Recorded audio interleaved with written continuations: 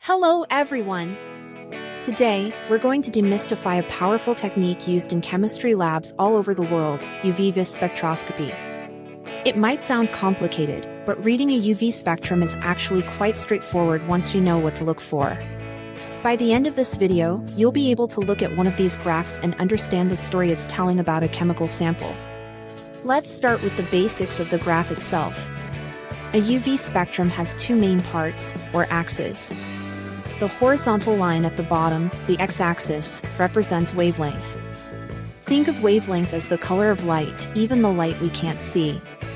It's usually measured in nanometers, or nm. The vertical line on the side, the y-axis, represents absorbance.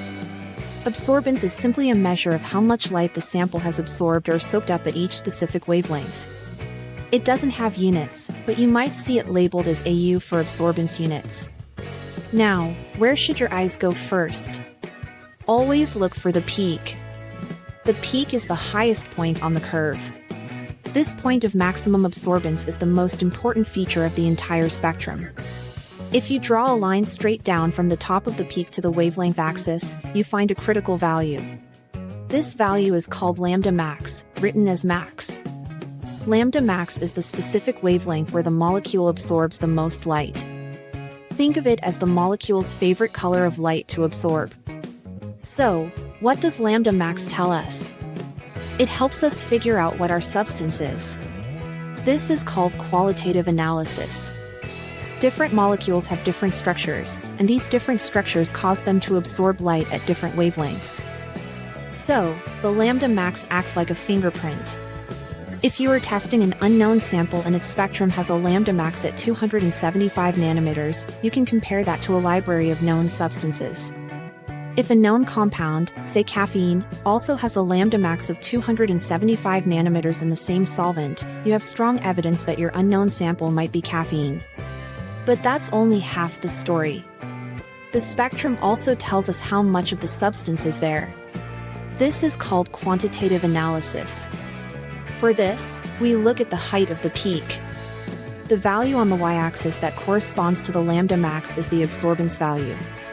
There's a simple rule called the Beer-Lambert law which states that absorbance is directly proportional to concentration. In simple terms, the more concentrated your sample is, the more light it will absorb, and the taller the peak will be. A sample with a high concentration will have a high absorbance value.